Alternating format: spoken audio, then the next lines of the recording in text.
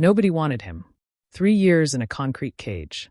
They called him dangerous, broken, beyond saving. But when a kind stranger walked into that shelter on a rainy night and asked for the dog nobody else would love, something miraculous began. Because sometimes the greatest act of kindness isn't saving someone from their past. It's showing them they deserve a future. This is the story of two souls who saved each other with nothing but patience, compassion, and time. What happens next will restore your faith in humanity. Before we begin, if stories of compassion and healing touch your heart, hit that subscribe button and turn on notifications. This channel shares true stories that remind us of the power of kindness. And if this story moves you, share it with someone who needs a reminder that it's never too late for a fresh start. Now let's begin. The rain fell softly that evening, tapping against the windows of the Riverside Animal Shelter like a gentle lullaby. It was the kind of rain that didn't rush, just steady, patient, as if it had all the time in the world. Vincent Cruz pushed open the glass door, his jacket dotted with raindrops, his eyes tired but kind. He was a man in his early 50s, with silver threading through his dark hair and lines around his eyes that spoke of both hardship and hope. When he walked, there was a slight limp, a souvenir from another life, another war. Elena Rodriguez looked up from her desk, surprised to see anyone this late. "We're about to close," she said gently, then noticed the quiet determination in his face. "But can I help you with something?" Vincent removed his cap, holding it respectfully in both hands. "I'd like to meet the dog who needs kindness the most," he said simply. His voice was soft, almost a whisper, but it carried weight. Elena paused, her pen hovering over her paperwork. In 10 years of working at the shelter, she'd heard every reason for adoption. But this was different. "We have many dogs who need homes," she began carefully. "I know," Vincent nodded. "But there's always one that people walk past. One that's been waiting the longest. One that everyone's given up on." He met her eyes. "That's the one I want to meet." Elena felt something catch in her throat. She thought immediately of Thor, the German shepherd in Kennel 12. 3 years. 3 long years of concrete floors and metal bars. 3 families who'd tried and returned him with words like difficult, stubborn, impossible. "Are you sure?" she asked, even though she could see he was. Vincent simply smiled. "I've never been more certain of anything." Kennel 12 sat at the far end of the corridor, away from the others. Thor lay in the corner, his head rested on his paws, his eyes half closed. He was a beautiful dog once. You could still see it in his strong build, his intelligent face. But now there was something else there too. A weariness. A resignation. When Elena and Vincent approached, Thor didn't move. Didn't bark. Didn't even lift his head. He'd learned long ago that hope was a dangerous thing. "This is Thor," Elena said quietly. "He's been with us for 3 years. He's had a hard time adjusting. 3 adoptions, 3 returns. The family said he was too distant, too unpredictable." She hesitated. "One man was injured, an accident during a moment of panic. After that, we stopped showing him to visitors." Vincent stood silently, studying the dog. Not with pity, but with recognition. He saw the torn ear, the scars barely visible beneath dark fur, the way Thor held himself, protective, guarded, waiting for the next disappointment. "Every soul has a story," Vincent said softly. "I'd like to hear his." Elena unlocked the kennel door, but Vincent didn't rush in. Instead, he lowered himself to the floor right there in the doorway, ignoring the dampness, the discomfort of his bad knee. He sat cross-legged and simply waited. "Hello, Thor," he said gently. "My name's Vincent. I'm not here to rush you or force anything. I just wanted to meet you." He kept his hands relaxed, open, non-threatening. "I heard you've been waiting a long time. I've been waiting too. I just didn't know what for. Maybe it was you." Minutes passed. 5. Then 10. Elena stood watching, hardly daring to breathe. Vincent didn't move. He just talked, soft, rambling words about the rain outside, about the garden he wanted to plant, about how he liked his coffee in the morning. Stories with no pressure, no expectation. And then, so slowly it seemed like a dream, Thor lifted his head. His amber eyes met Vincent's, and something passed between them, something wordless and profound. Understanding. Recognition. The acknowledgement that they'd both survived things that had tried to break them. "That's it," Vincent whispered. "I see you. And you're not what they said you were. You're just tired of being hurt." Thor rose to his feet, moving with careful deliberation. He crossed the kennel floor, each step a decision, each inch a leap of faith. When he reached Vincent, he stopped. Vincent didn't reach out. He waited, hand resting palm up on his knee. An invitation, not a demand. Thor looked at that hand for a long moment. Then, with the softest exhale, almost a sigh, he placed his paw in Vincent's palm. Elena's vision blurred with tears. "In 3 years," she whispered. "I've never seen him do that." Vincent smiled, his own eyes glistening. Sometimes we just need someone to sit with us in our fear, to not run away from it. An hour later, Vincent signed the adoption papers with steady hands. Elena walked them to the parking lot, where Vincent's old truck waited beneath the streetlights. "Are you sure about this?" Elena asked one final time, though she already knew the answer. "More sure than I've been about anything in years," Vincent replied, opening the passenger door. Thor hesitated at the edge of the truck bed, then jumped in, settling on a soft blanket Vincent had brought. As they drove through the quiet streets, Vincent talked softly. "That's the library where I read sometimes. That's the park where the ducks live. Maybe we'll visit them. And that's our street coming up. The blue house at the end. That's home now. Ours." Thor watched the passing lights, his ears slowly relaxing from their defensive position. When they arrived, Vincent didn't pull Thor from the truck. He opened the door and stepped back. "When you're ready," he said simply. It took 5 minutes, but Thor eventually jumped down, following Vincent to the front door with cautious steps. Inside, the house was modest but warm. Vincent had prepared a soft bed by the fireplace, bowls of fresh water and food in the kitchen, windows with curtains that let in gentle light. "This home is yours too," Vincent said, settling into his reading chair. "Take all the time you need to feel safe. I'm not going anywhere." That night, Thor retreated under the dining table, the darkest, most protected spot he could find. Vincent didn't coax him out. Instead, he sat in his chair and read aloud from an old adventure novel, his voice a steady, soothing rhythm. Before bed, Vincent placed a bowl of food and water near Thor's hiding spot. "No pressure," he whispered. "Just know it's here if you want it." Morning light crept through the windows like a gentle hand. Vincent woke in his chair, his neck stiff from sleeping upright. He'd been afraid to move to his bedroom, worried Thor might panic in the darkness. He shuffled to the kitchen to make coffee, and that's when he saw it. The food bowl was empty. The water was drunk, and the blanket he'd left nearby had been pulled slightly closer to the table. Vincent's throat tightened with emotion. He knelt down, peering under the table where Thor lay watching him with those amber eyes. "Thank you," Vincent whispered, "for trusting me, even just a little. That's all I need. We'll build from here, one small moment at a time." Thor's tail gave the smallest movement. Not quite a wag, but not stillness either. It was acknowledgement. It was hope. And in that quiet morning, with rain still pattering softly against the windows, 2 broken souls began the slow, patient work of healing each other. Because kindness doesn't demand immediate transformation. It simply shows up day after day and says, "I'm here. And I'm not leaving." By the end of week 2, something beautiful had begun to unfold. Thor no longer hid under the table. Instead, he followed Vincent from room to room, always a few feet behind, like a shadow that was learning to trust the light.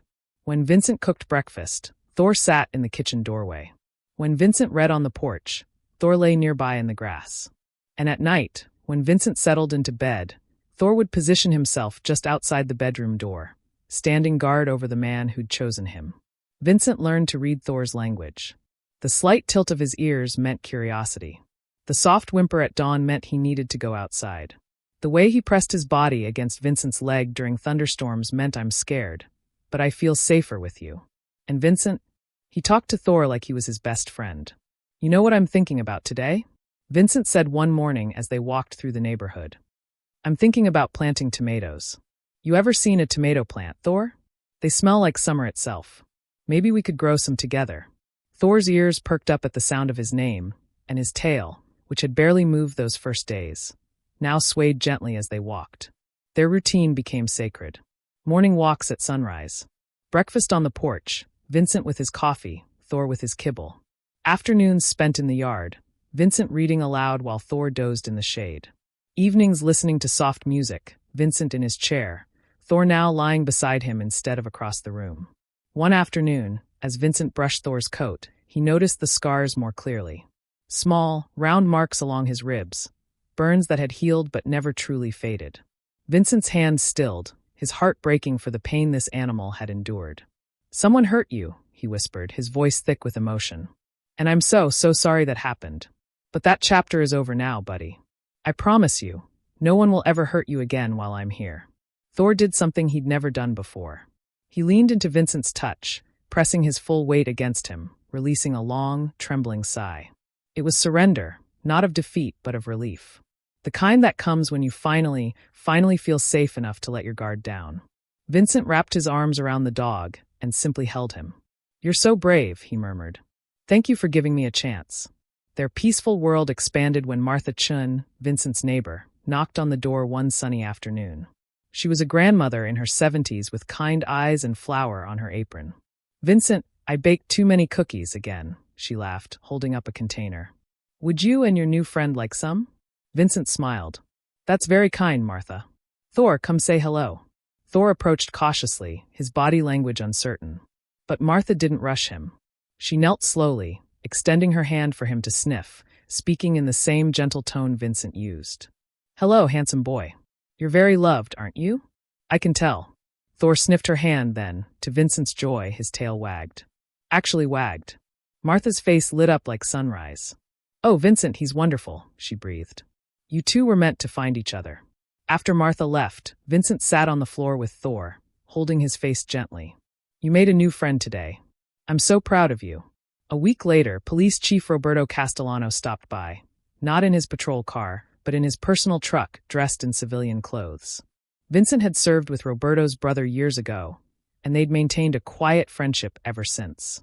Vincent, Roberto said warmly, shaking his hand. Heard you adopted a dog. Thought I'd check in, see how things are going. They sat on the porch with lemonade while Thor lay between them, relaxed but watchful. He's been through a lot, Vincent explained. 3 years in the shelter. People didn't understand him, but were figuring each other out. Roberto studied Thor with the assessing eye of someone who'd seen many things. He looks military trained. The way he moves, how he positions himself. Guard dog. Vincent nodded slowly. I found a tag during his bath last week. USMC K9. He served Roberto. Gave everything. And somehow ended up forgotten in a shelter. Roberto's expression softened with understanding. A lot of our heroes get forgotten, two-legged and four-legged alike. You're doing good work here, my friend. He's lucky to have you. I'm the lucky one, Vincent said quietly, running his hand over Thor's head. He's teaching me as much as I teach him. Maybe more. The breakthrough came at Cedar Park on a Saturday morning. Vincent was sitting on a bench, watching the clouds drift by, when a young boy approached with the fearless curiosity only children possess. He looked about 8 years old, with messy brown hair and a gap-toothed smile. Mister, your dog is beautiful, the boy said. Can I pet him? Vincent smiled. What's your name, son? Danny. Danny Fletcher. Well, Danny, you can, but let's do it the right way, okay? First, you ask Thor if it's okay. Let him sniff your hand first, like this. Vincent demonstrated the proper approach. Always move slowly, speak softly. Dogs appreciate respect, just like people do. Danny followed the instructions perfectly, extending his small hand.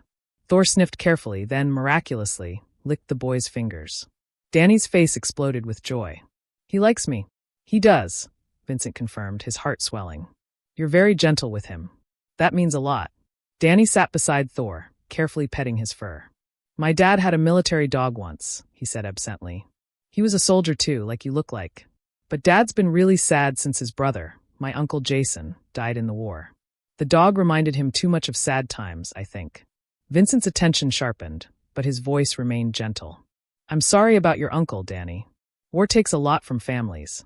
Yeah, Danny said simply, with the honest wisdom of children. Dad says some memories hurt too much to keep.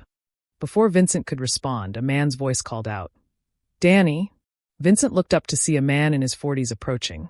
Athletic build, military posture, but with eyes that carried deep, unhealed wounds. There was something familiar about him, though Vincent couldn't place it immediately. Dad! Danny jumped up. This is Vincent, and this is Thor. He's so nice and gentle, and Vincent taught me how to pet him properly. The man, Raymond Fletcher, stopped several feet away, his gaze fixed on Thor. Something flickered across his face. Pain, recognition, old grief rising like a tide. Thor remained still, his body tense but not aggressive. Vincent noticed the dog's breathing had changed, quickened. Not fear exactly, but memory. Raymond's voice came out rough. That dog, he reminds me of one I used to know. Vincent stood slowly, reading the complicated emotions in Raymond's expression. This wasn't anger. It was heartbreak wearing a mask. Would you like to talk? Vincent offered gently. Sometimes it helps. Raymond looked at his son, then at Thor, then at the ground. My brother died in Afghanistan. He and we worked with military dogs. There was one. His voice cracked. After Jason died, I couldn't separate the memories. Understanding washed over Vincent like a wave. Grief makes us see things differently, he said softly. It can make us blame things that aren't truly responsible. I understand that, probably more than you know. Raymond's eyes finally met Vincent's, and in them was a man drowning in unresolved pain. I loved that dog once. But every time I looked at him, all I saw was the day everything went wrong. The explosion. The chaos. The moment I lost my brother. Danny tugged his father's hand. But Dad, that wasn't the dog's fault. Dogs get scared too, right, Vincent? Vincent knelt beside Danny, placing a hand on the boy's shoulder. That's exactly right, Danny. Dogs feel fear just like we do. And in war, everyone's afraid, people and animals both. Sometimes terrible things happen, and it's no one's fault. It's just the cost of war. Thor rose and walked slowly to Raymond, stopping a few feet away. He didn't cower, didn't growl. He simply sat and looked at this man who carried so much pain, as if to say, I remember you. And I forgive you. Raymond's composure crumbled. Tears tracked down his weathered face. I'm sorry, he whispered, though whether to Thor, to his son, to his dead brother, or to Vincent wasn't clear. Maybe it was to all of them. Vincent stood and placed a hand on Raymond's shoulder. It's never too late to make peace with the past. For what it's worth, I think Thor understands more than we give him credit for. Raymond wiped his eyes, embarrassed but also visibly lighter, as if a weight had begun to lift. Thank you, he managed. For being kind. For keeping him safe. As Raymond and Danny walked away, Danny turned back and waved. Bye, Thor. Bye, Vincent. Can we see you again? Anytime, Vincent called back with a smile. That night, Vincent sat on his porch with Thor lying across his feet, a position of trust and affection the dog had only recently claimed. Everyone carries pain, Vincent said into the quiet darkness. Yours, mine, Raymond's. The difference is we found each other at the right time. And somehow that makes all the difference. Thor's tail thumped softly against the wooden boards. Above them, stars appeared one by one, like tiny promises scattered across the sky. And in that moment, Vincent understood a profound truth. Healing doesn't happen alone. It happens when one wounded soul extends patience to another, when understanding replaces judgment, and when kindness becomes the bridge between past and future. Tomorrow's a new day, buddy, Vincent whispered. And I think it's going to be beautiful. Thor sighed contentedly, already half asleep, finally, at peace. Vincent started keeping a journal.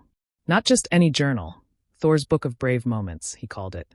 Every evening, he'd sit at the kitchen table with a cup of tea and record the small victories that others might overlook, but that meant the world to him. Day 40. Thor played today. Actually played. He found an old tennis ball in the yard and brought it to me. We tossed it back and forth for 10 minutes. I cried happy tears. Day 52. Thor made me laugh. He tried to catch a butterfly and tumbled over his own feet. His expression was so surprised, so innocent. I haven't laughed like that in years. Day 61. Martha brought Thor a new collar, blue, his favorite color, she said.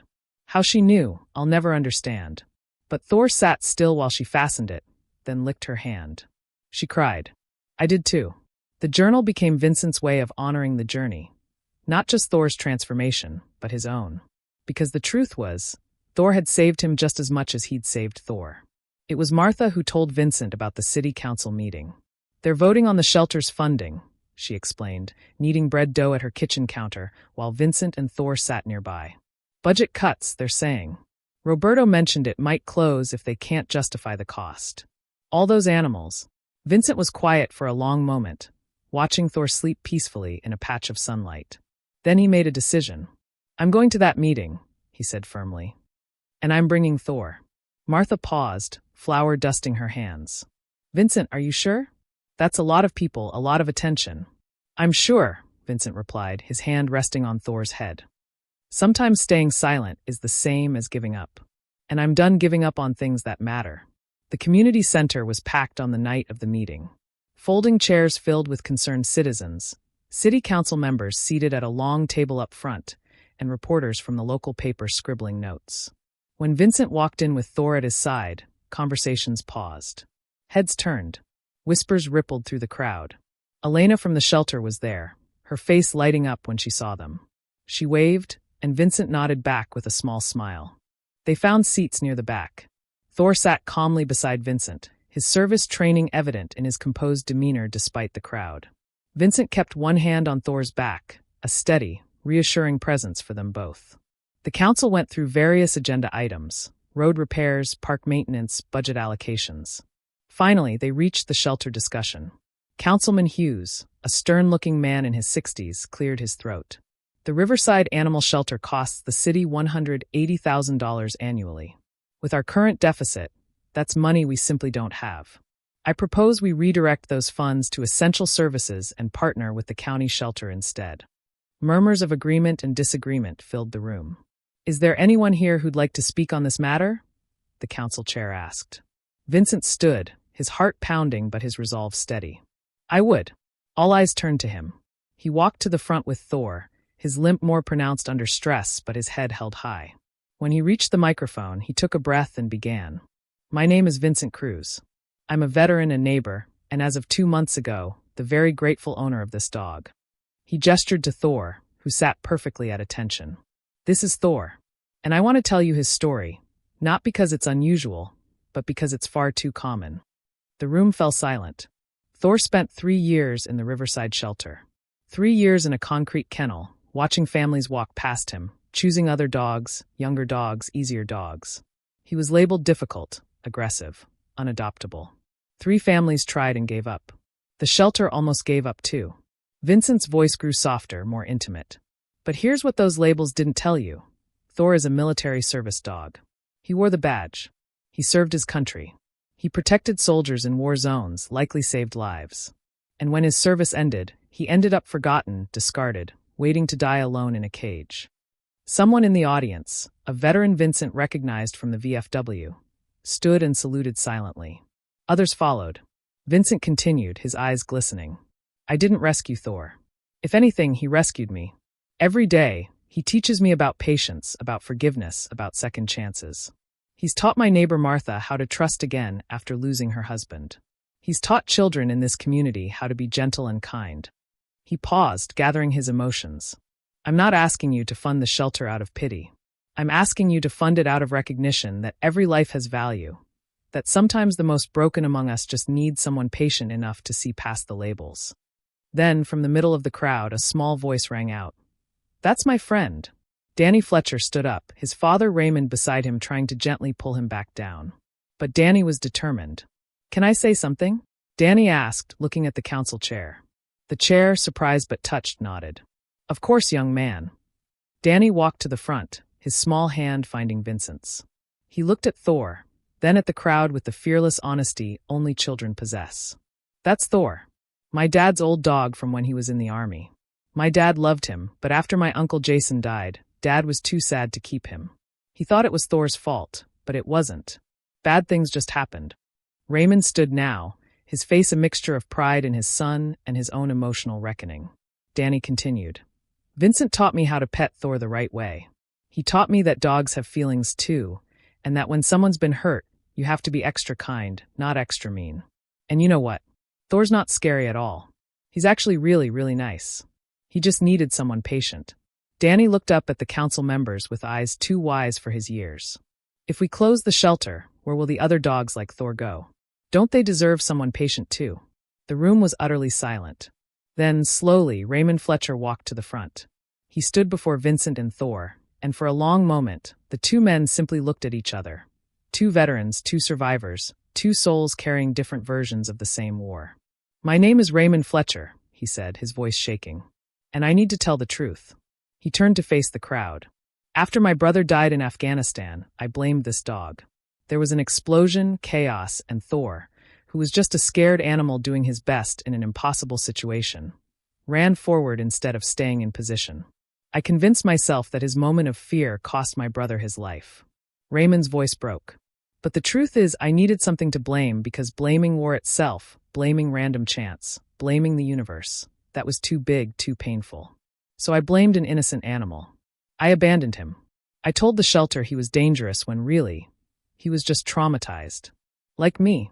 Tears streamed down Raymond's face now. This man, he gestured to Vincent, showed me something I'd forgotten. That compassion isn't weakness. That patience is strength. That forgiveness, of others and ourselves, is how we heal. Raymond knelt slowly in front of Thor. The room held its breath. I'm sorry, Raymond whispered. For everything. For not understanding. For not being strong enough to help you when you needed me. Thor, who had sat perfectly still through all the speeches, did something extraordinary. He stood, walked the 2 steps to Raymond, and gently placed his paw on Raymond's knee. The same gesture he'd given Vincent that first day at the shelter. Forgiveness, wordless and pure. Raymond wrapped his arms around Thor and sobbed. The kind of crying that releases years of held grief. Danny ran to his father, and Vincent placed a hand on Raymond's shoulder, and there they were. For beings all wounded in different ways, all finding healing in the same moment. The audience erupted, not in applause, but in tears and embraces, in the collective recognition of something sacred happening before their eyes. The council voted unanimously to keep the shelter funded. But more than that, something shifted in the community itself. Within a week, donations flooded in, not just money but time. Volunteers signed up in record numbers. Local businesses offered supplies. The local newspaper ran a front-page story. The dog who taught a town about second chances. The Veterans Association reached out to Vincent with a proposal. Would he and Thor be willing to speak about healing and service animals? Vincent agreed, and soon they were traveling to VA hospitals, veterans centers, and community events. Everywhere they went, the response was the same. Veterans would approach Thor with tears in their eyes, sharing stories of dogs who'd served alongside them, dogs they'd lost, dogs they still dreamed about. Thor would sit patiently, let them pet him, absorb their grief with the quiet dignity of someone who understood. One elderly veteran in a wheelchair, a man named William who'd served in Vietnam, held Thor's face in his weathered hands and whispered, "Thank you for your service, soldier. And thank you for coming home." Vincent had to step outside to compose himself. A program emerged from it all. Second Chances, an initiative pairing veterans struggling with PTSD with shelter dogs needing homes. Vincent and Thor became the ambassadors, the living proof that healing was possible, that patience and love could mend even the deepest wounds. Raymond Fletcher became one of the program's most dedicated volunteers. Every Saturday, he'd spend hours at the shelter, working with dogs, sharing his story, using his pain as a bridge to help others. "I'm not trying to replace what I lost," Raymond told Vincent one afternoon as they walked the shelter dogs together. "I'm trying to honor it. Jason loved animals. He'd be happy knowing his death led to something good." Vincent smiled. "He would be. And he'd be proud of you." 6 months after that city council meeting, Vincent's home had transformed into a place of warmth and life. Photos covered the walls. Thor and Vincent at the beach, Thor and Danny playing fetch, Thor wearing his old military badge at a veteran's ceremony, Thor sleeping peacefully in the sun. The garden Vincent had dreamed about now bloomed with tomatoes, peppers, and flowers that Martha had helped plant. A wooden sign hung by the front door. "Home is where the healing happens." On a peaceful Sunday morning, Vincent sat on his porch with Thor's head resting in his lap. Danny was in the yard, tossing a ball that Thor would occasionally chase with the enthusiasm of a dog who'd finally learned how to play. Raymond sat in the other porch chair, coffee in hand, watching his son with a smile that had been absent for years. "You know what Thor taught me?" Vincent said, breaking the comfortable silence. "What's that?" Raymond asked. "That kindness isn't weakness, it's courage. Real courage. It takes no strength to give up on someone. But to stay, to be patient, to believe in them when they can't believe in themselves, that's the bravest thing a person can do." Danny ran up to the porch, out of breath and grinning. "Vincent, can I write in Thor's brave book today? He did something really brave. He let me hug him for a whole minute." Vincent laughed, pulling the journal from his pocket. "That is very brave. Here, you write it." Danny carefully wrote in his child's handwriting, "Day 184. Thor let me hug him for a long time. I think he knows I love him. I love Vincent too. They are my best friends." Raymond read over his son's shoulder, his hand finding Vincent's in a brief, grateful squeeze. "Thank you," he said simply, "for showing us a better way." That evening, as the sun painted the sky in shades of orange and gold, Vincent sat with Thor on the porch one last time before bed. He opened the journal to a blank page and wrote, Day 186. Today I realized something. Thor didn't just teach me about second chances. He taught me that we're all worthy of love, especially when we feel most unlovable.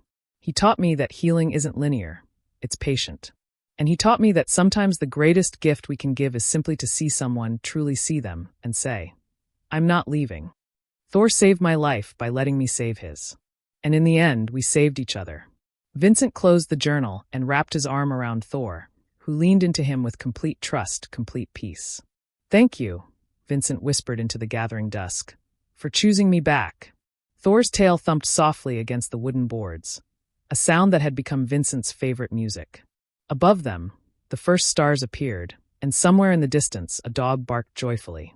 The sound of life continuing, of hope multiplying, of kindness spreading like light across water. Two souls who had met in darkness had created something luminous together. Because that's what kindness does. It doesn't just heal one heart. It multiplies, touching everyone it reaches, until the whole world glows a little brighter. And in that moment, sitting together in perfect peace, Vincent and Thor were finally completely home. Vincent and Thor remind us that kindness isn't just about saving someone. It's about seeing them. Really seeing them. Thor didn't need a hero. He needed patience. Raymond didn't need judgment. He needed understanding. And sometimes the most powerful thing we can do is simply show up with compassion, day after day, until healing becomes possible. If this story touched your heart, share it with someone who needs a reminder that gentleness changes everything. Leave a comment telling us about a time when someone's kindness changed your life, or when you had the courage to be that kindness for someone else. Hit that subscribe button and turn on notifications so you never miss these stories of hope. Because the world doesn't need more judgment. It needs more people like Vincent, more patience like Thor, and more innocent wisdom like Danny. Remember, it's never too late for a second chance. It's never too late to choose kindness. And it's never too late to heal. Thank you for being here. Thank you for caring. We'll see you in the next story. Until then, be the Vincent someone needs today.